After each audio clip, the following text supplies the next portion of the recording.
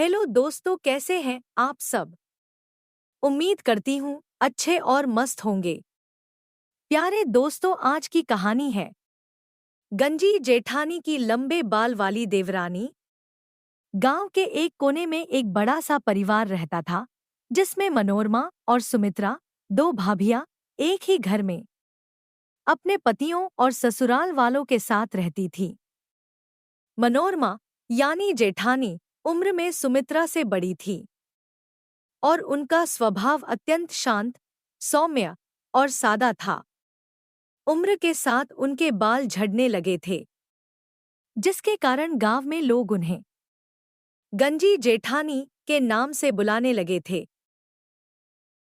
हालांकि मनोरमा ने कभी इस उपनाम को गंभीरता से नहीं लिया और हर किसी की मदद करने में ही आनंद पाती थी। वहीं दूसरी ओर सुमित्रा यानी देवरानी बेहद खूबसूरत और लंबे घने बालों वाली महिला थी।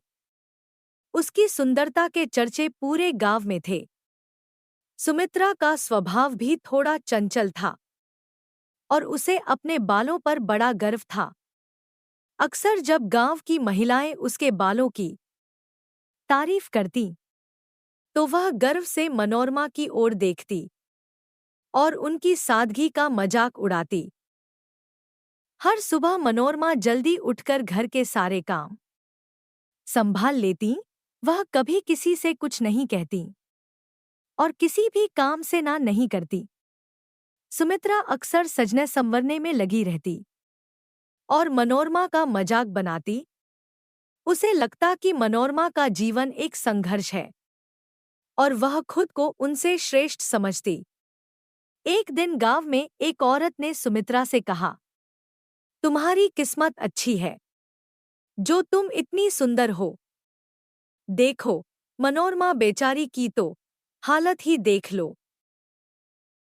सुमित्रा ने हंसते हुए जवाब दिया, हाँ, हमारी किस्मत का तो फर्क है ही, पर मेहनत का भी है। मैं अपनी सुंदरता का ख्याल रखती हूँ, लेकिन जेठानी जी को कोई फर्क नहीं पड़ता।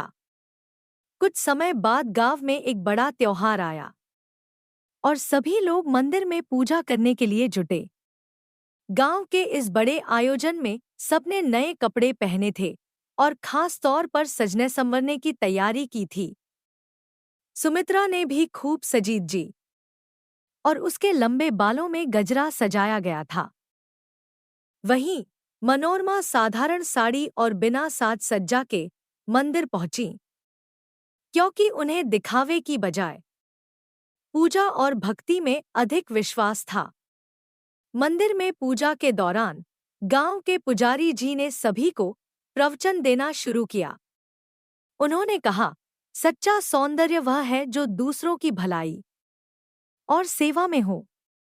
असली सुंदरता दिल की भलाई में होती है, जो बिना दिखावे के ही सबका दिल जीत लेती है। इसी दौरान एक छोटी सी चिंगारी से सुमित्रा की चुनरी में आग लग गई और वह घबरा गई। सभी लोग सहम गए और किसी की हिम्मत नहीं हुई कि वह उसकी मदद के लिए दौड़े। लेकिन मनोरमा ने बिना सोचे समझे दौड़कर सुमित्रा की ओर कदम बढ़ाए और अपनी साड़ी से उसके जलते हुए बालों को बुझाने लगी। उसकी अपनी उंगलियां जल गईं, लेकिन उन्होंने सुमित्रा की परवाह की और अपनी जलन की परवाह नहीं की। इस घटना के बाद सुमित्रा की आंखें खुल गईं।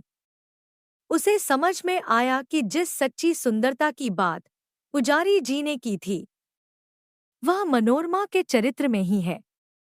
उसने अपने व्यवहार के लिए मनोरमा से माफी मांगी और कहा, मैंने आपको हमेशा गलत समझा, मुझे माफ कर दें।